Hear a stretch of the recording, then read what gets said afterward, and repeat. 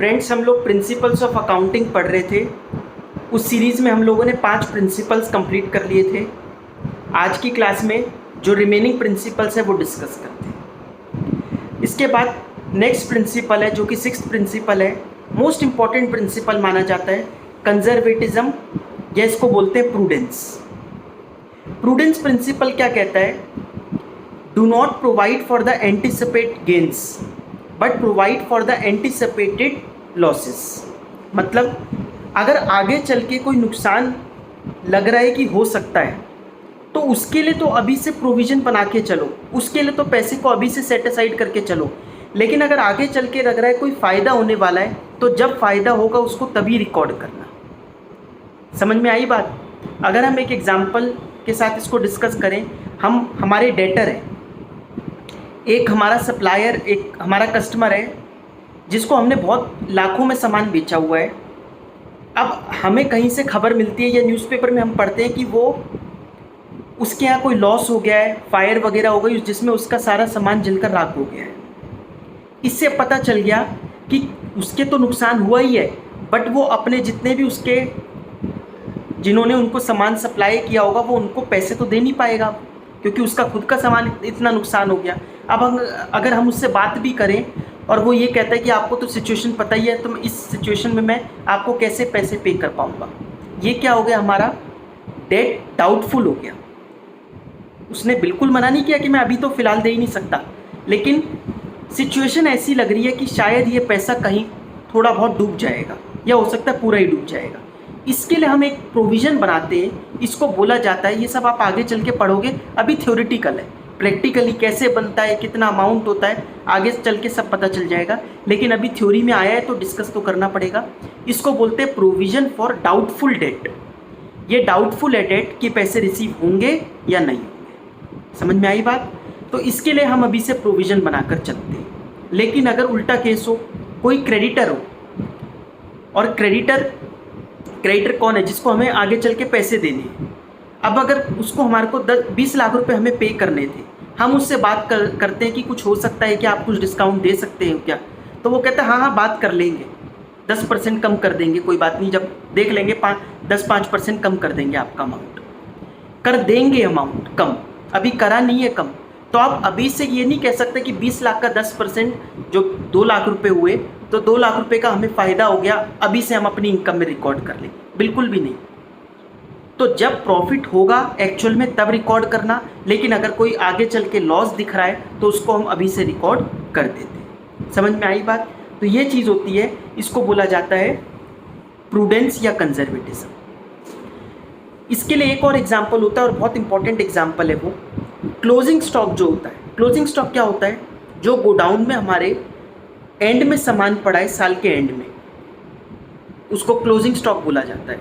जो हमारी शॉप पे, गोडाउन में, ऑफिस में जो सामान पड़ा है साल के एंड में, उसको बोला जाता है क्लोजिंग स्टॉक। अब क्लोजिंग स्टॉक की वैल्यूएशन कैसे की जाती है? जैसे हमने क्लोजिंग स्टॉक गिना कि हमने ये सामान हमारे यहाँ रखा है और इसकी टोटल वैल्यू है जो हम खरीद के या जो हम बेचते हैं वो है 20 लाख रुपए की, लेकिन मार्केट में अनफॉर्चुनेटली इसकी वैल्यू गिर गई है, आपको पता है। तो जब इसकी वैल्यू गिर गई है और आपको पता है कि ये सिर्फ 16 लाख में ही बिक पाएगा, तो अपनी बुक्स में हम 20 लाख दिखाएं या 16 लाख दिखाएं? जब आपके सामने सच्चाई आ चुकी है कि ये 16 में ही बिकेगा, तो 20 लाख क्यों अपना स्टॉक दिखा रहे हो? इस वजह से इसको कितना दिखाया जाएगा? 16 लाख। अगर उल्टा केस होता, 16 लाख का सामान है बट आपको पता चला है कि आगे चल के ये 20 लाख तक का बिक जाएगा क्योंकि अभी मार्केट अच्छी चल रही है अगर, और ये प्रॉफिट में जाएगा अच्छे खासे, और ये 20 लाख का बिकने की उम्मीद है, तो कितने का दिखाएं? तो 16 का ही दिखाएंगे। तो आगे चल के कोई प्रॉफिट होने वाला है तो अभी रिकॉर्ड मत करो, जब होगा तब करना, लेकिन आगे चल के कोई लॉस होने वाला है तो उसके लिए अभी से रिकॉर्ड कर लो। बात समझ में आ गई? पढ़ते हैं प्रूडेंस प्रिंसिपल। प्रूडेंस और conservatism principle is many a time described using the phrase do not anticipate a profit but provide for all the possible losses. Stated differently, it takes into consideration all prospective losses but not the prospective profits.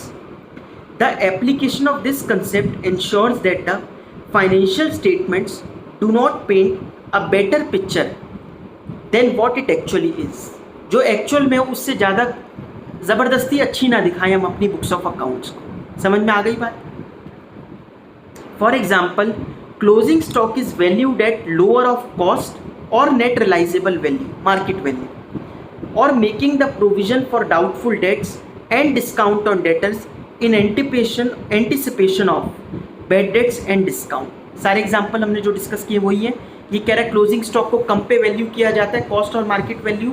और दूसरी बात क्या बोल रहा है कि जो debtors है हमारे, उसके अगेंस्ट हम क्या बनाते हैं, प्रोविजन फॉर डाउटफुल डेट बनाकर चलते हैं। बात समझ में आ गई? ये होता है प्रूडेंस और कंजर्वेटिज्म। नेक्स्ट प्रिंसिपल है इसमें कॉस्ट प्रिंसिपल और हिस्टोरिकल कॉस्ट प्रिंसिपल। ये कहता है कि जब भी हम अपनी असेट्स परचेज करते हैं तो उसको जिस प्राइस पर हमने परचेज किया था ओरिजिनल कॉस्ट पर, उसी पर रिकॉर्ड करेंगे और इसी तरीके से हम इसको जैसे जैसे यूज़ करते रहेंगे तो डेप्रीसिएशन इस पर पुट करते रहेंगे। समझ में आया? तो डेप्रीसिएशन का मीनिंग क्या होता है? असेट की वैल्यू में जो गिरावट आ रही है। जैसे अगर आप 1 लाख की कोई मशीन खरीद के आए हो तो उसको 1 लाख पर दिखाना है और जैसे जैसे यूज़ हो रहा है उस पर हम क्या लगाएंगे, डेप्रीसिएशन। मार्केट में वैल्यू हो सकता है जिस दिन आप लाए उसके 1 महीने बाद या 15 दिन बाद वैल्यू बदल जाए, या तो कम हो जाए या ज़्यादा हो जाए। तो क्या हम उसको मार्केट वैल्यू पर रिकॉर्ड करेंगे? देखो, ये वैसे तो इसमें डिबेट हो सकती है कि अच्छी बात है अगर मार्केट वैल्यू पे रिकॉर्ड करें, क्योंकि बुक्स ऑफ अकाउंट्स में तो एक्चुअल वैल्यू दिखनी चाहिए। बट आप एक अकाउंटेंट के लिए सोचो, वो क्या यही देखता रहेगा कि आज मार्केट वैल्यू क्या है, कल मार्केट वैल्यू क्या थी, और रोज़ मार्केट वैल्यू उसकी चेंज करता रहेगा? बिल्कुल भी नहीं, ये प्रैक्टिकली पॉसिबल नहीं है। तो जिस कॉस्ट पे आप खरीद के लाते हो उस पर दिखा दो और उस पर डेप्रीसिएशन लगाओ जितना जितना असेट की वैल्यू में गिरावट आ रही है उस हिसाब से। समझ में आया? This is called historical cost. जितने पे खरीदा था बस वो वैल्यू दिखाओ, मार्केट वैल्यू को इग्नोर करके चलेंगे। ठीक है? According to the cost concept, an asset is recorded in the books of accounts at the price paid to acquire it and the cost is the basis for all subsequent accounting of the asset. अब जितनी भी आगे की accounting होनी है उस cost पर ही होनी है, मतलब जो डेप्रीसिएशन वगैरह कैलकुलेट होएगा वो उस कॉस्ट पर ही होगा। Asset is recorded at cost at the time of its purchase but is systematically reduced by charging depreciation. The market value of an asset may change with the passage of time, but for accounting purposes it continues to be shown in the books of account at its book value. book value मतलब cost जितने पे खरीदी थी minus depreciation. तो cost at which it was purchase minus depreciation provided up to date. समझ में आ गया? This is called historical cost principle. Next है मैचिंग कंसेप्ट और मैचिंग प्रिंसिपल। मैचिंग प्रिंसिपल क्या कहता है? देखो, हम जब सेल रिकॉर्ड करते हैं तो कितने महीने की करेंगे? 12 महीने की। अब जब 12 महीने की हमने सेल रिकॉर्ड करी तो उससे होने वाले जो खर्चे होंगे वो 12 महीने के ही रिकॉर्ड किए जाएंगे। समझ में आया? आप जो सैलरी रिकॉर्ड कर रहे हो वो कितने महीने की रिकॉर्ड करोगे? 12 महीने की। तो यही कह रहा है जो जितने महीने की हम इनकम रिकॉर्ड कर रहे हैं उससे रिलेटेड सारे खर्चे इसी साल रिकॉर्ड होंगे, ना पिछले साल के होंगे ना अगले साल के होंगे। आप एक बात ध्यान से समझना, आप लोगों ने वैसे तो मतलब इससे पहले मैथ्स में भी फॉर्मूला पढ़ा है प्रॉफिट निकालने का कि sales minus cost, selling price minus cost price. लेकिन मैं अगर आपको एक एग्जांपल दूं, हमने इस साल 10,000 यूनिट की परचेज करी। कितने यूनिट की परचेज करी? 10,000। लेकिन हमने बेचे सिर्फ कितने? 6,000। समझ में आया? 10,000 यूनिट परचेज करें लेकिन बिके कितने? 6,000। अब आप अपनी बुक्स में सेल कितने की दिखा पाओगे? 6,000 की। तो कॉस्ट कितने की दिखाओगे? आपने खरीदा जरूर 10,000 यूनिट्स हैं, लेकिन आप कॉस्ट कितनों की दिखाओगे? सिर्फ 6,000 की। बचे हुए 4,000 यूनिट की हम कॉस्ट नहीं दिखाएंगे इस साल, जिस साल बिकेगा उसी साल दिखाएंगे। ये होता है मैचिंग प्रिंसिपल। अगर मैं इस साल 10,000 यूनिट की कॉस्ट दिखा दूंगा और सेल दिखाऊंगा 6,000 की, तो इस साल तो लॉस ही दिखेगा, और लॉस दिखेगा ऐसा लगेगा जैसे इस साल नुकसान हुआ है। और नुकसान क्या है इसमें? भाई जो 4,000 इस साल नहीं बिके, क्या कभी भी नहीं बिकेंगे? बिल्कुल अगले साल बेच देंगे उनको। अगर आप बिल्कुल एंड में ही लेके आए हो यूनिट को या साल के बीच में लेके आए हो, तो ज़रूरी थोड़ी ना जितना लेके आए सब बिक ही जाएगा, अगले साल भी तो बिक सकता है। ऐसा तो है नहीं किसी के 31 दिसंबर को अगर कोई सामान पड़ा है तो वो सारा सामान फेंक देगा कि अब 1 जनवरी से तो ये सामान बिकेगा ही नहीं। ये तो कोई रेलेवेंस नहीं हुआ है बात का। समझ में आई? तो इस वजह से मैं आपको कह रहा हूँ कि ये प्रिंसिपल जो कहता है मैचिंग कंसेप्ट, ये कहता है कि जितनी इनकम हम लोग लिख रहे हैं उससे रिलेटेड सारे खर्चे उसी साल रिकॉर्ड करे जाएंगे, ना उससे पहले के ना उसके बाद के। बात समझ में आ गई? इसी वजह से आपने देखा होगा हम आउटस्टैंडिंग एक्सपेंसेस रिकॉर्ड करते हैं, पे नहीं किए बट है तो इसी साल के, तो रिकॉर्ड कर दो। लेकिन अगर प्रीपेड एक्सपेंस होता है, जल्दी खर्चे दे दिए, तो वो इस साल रिकॉर्ड नहीं करते हैं, वो माइनस कर देते हैं। प्रीपेड एक्सपेंस आपने देखा होगा असेट बनता है, वो खर्चों में नहीं आता। बात समझ में आ गई? तो शुरू करते हैं matching concept. An important objective of business is to determine profit periodically. It is necessary to match revenues of the period with the expenses of that period. Match करने का मतलब ये नहीं इक्वल आना चाहिए, मैच मतलब जितने टाइम की इनकम है उससे रिलेटेड सारे खर्चे आने चाहिए। With the expenses of that period to determine correct profit or loss for the accounting period. Profit earned by business during a period can be correctly measured only when the revenue earned during the period is matched with the expenditure incurred to earn that revenue. It is not relevant when the payment was made or received. Therefore, as per this concept, adjustments are made for all outstanding expenses and prepaid expenses. इस वजह से सब outstanding वगैरह की adjustment की जाती है। आपने करा भी अकाउंटिंग इक्वेशन में, इसलिए हम लोगों ने थोड़ा प्रैक्टिकल पहले कर लिया। अब एटलीस्ट थोड़ा बहुत तो समझ, वरना ये हवा में लगती है ये सारी प्रिंसिपल्स की बातें। ठीक है, नेक्स्ट है बड़ा सिंपल सा है, डुअल एस्पेक्ट प्रिंसिपल या डुअलिटी प्रिंसिपल। ये कहता है every entry has double impact. Her entry का डबल इम्पैक्ट होता है। जैसे कहते हैं हर सिक्के के 2 पहलू होते हैं, और आपने बुक का नाम देखा होगा डबल एंट्री। हर एंट्री का डबल इम्पैक्ट पड़ेगा। वैसे यहाँ पर जो समझा रखा है वो डेबिट क्रेडिट के रूप में समझा रखा है, बट डेबिट क्रेडिट अभी आपको पता नहीं है। ये कहता है कोई चीज़ अगर डेबिट हो रही है तो कोई दूसरी चीज़ क्रेडिट भी हो रही होगी। Debit is always equals to credit, यहाँ पर तो ये समझा रखा है। बट डेबिट क्रेडिट तो अभी प्रैक्टिकली हमें आगे चल के करना है। लेकिन आप दूसरे तरीके से समझ सकते हो कि asset equal to liability plus capital, ये आपने पढ़ा है। अकाउंटिंग इक्वेशन में आप कोई भी कुछ करते हो, कोई भी ट्रांजैक्शन करते हो, तो उस इक्वेशन पे इस तरीके से इम्पैक्ट पड़ता है कि असेट अगर 10,000 से बढ़े तो सामने वाली साइड भी 10,000 से बढ़ेगी, है ना। अगर असेट साइड 5,000 से कम हुई तो सामने वाली साइड भी जो लाइबिलिटी प्लस कैपिटल है वो भी 5,000 से ज़रूर कम हो रही होगी। लेकिन या फिर कुछ इम्पैक्ट ही नहीं पड़ रहा होगा तो भी तो बात वही हुई। जैसे अगर गुड्स खरीदे कैश में तो क्या करते थे, कैश में से माइनस और स्टॉक में प्लस, तो असेट कितने बढ़े, 0, क्योंकि उसमें ही प्लस हो गया उसमें ही माइनस हो गया। तो लाइबिलिटी प्लस कैपिटल पे भी क्या इम्पैक्ट आता है, 0।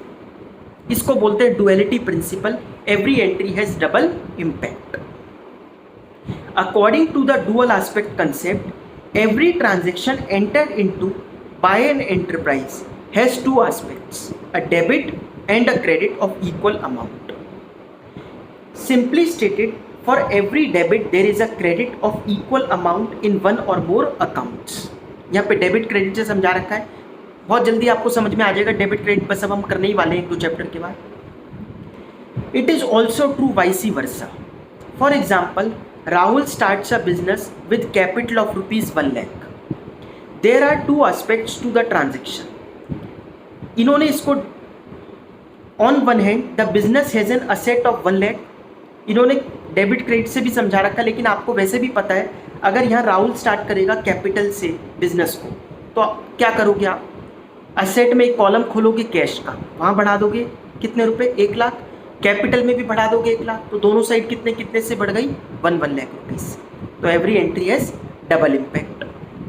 On one hand the business has an asset of 1 lakh, while on the other hand it has a liability towards Rahul of ₹1 lakh, thus we can say capital equal to cash, मतलब asset equal to liabilities plus capital।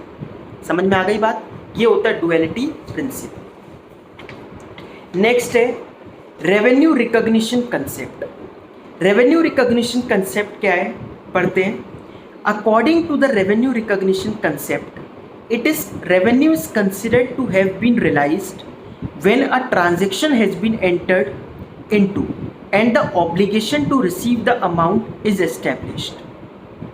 Revenue कब recognise करना है? जब आपका हक हो जाए उस अमाउंट पर, तब। रेवेन्यू रिकॉग्नाइज करने का मतलब क्या है? अपनी इनकम पैसे को कब बनाना है?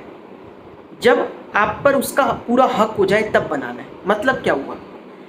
आपको अगर पैसे आज रिसीव हो जाते हैं 1 लाख रुपए किसी ऑर्डर के, कि ये ऑर्डर आपको बनाकर रखना है 3 महीने में, क्या मैं ये जब रिसीव हुए पैसे तभी इसको इनकम दिखा दूँ?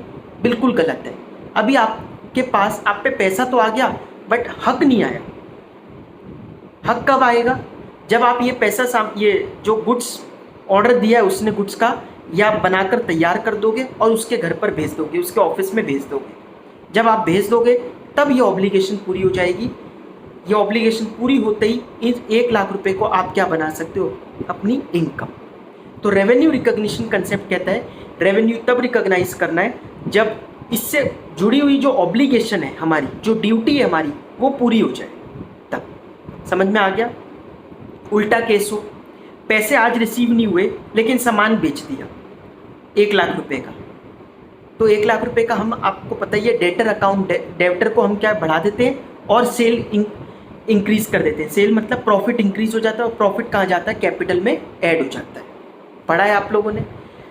प्रॉफिट अभी से हम कैपिटल में ऐड कर देते हैं, क्योंकि ट्रस्ट के बेसिस पे कि जब हमने सामान बेच दिया तो सामने वाले को पैसा देना ही है लीगली, तो ठीक है वो देगा। हम अभी से उसकी इनकम रिकॉग्नाइज कर रहे हैं, क्योंकि उस पैसे पे अब हमारा हक हो गया है। पैसा मिला नहीं है फिर भी हक हो गया है। पहले एग्जाम्पल में पैसा मिल गया था तब भी हक नहीं था। समझ में आ गई दोनों बातें? तो ये होता है revenue recognition concept. Third line पे थे हम। It is to be noted that recognising revenue and receipt of an amount, पैसा मिलना और इनकम बनाना 2 अलग अलग चीजें हैं, are 2 separate aspects. Let us take an example to understand it. An enterprise sells goods in February and receive the amount in April. तो कब recognise करेंगे रेवेन्यू? कब इसने सेल कर दी थी? फरवरी में ही, तो फरवरी में ही रिकॉग्नाइज कर देंगे। तो revenue of this sale should be recognise in February 2018, that is when the goods are sold, because the legal obligation, legally कानूनन रूप से आप लोगों को पैसा मिलना चाहिए, to receive the amount is established in February। अब इसके बाद इसका एग्जाम्पल उल्टा करके लिया हुआ है कि फरवरी में पैसे मिल जाते हैं लेकिन अप्रैल में हम सामान बेचते हैं, तब रेवेन्यू कब रिकॉग्नाइज करेंगे? अप्रैल। बात समझ में आ गई? This is called revenue recognition concept. Last है verifiable objective concept. Verifiable objective concept क्या कहता है?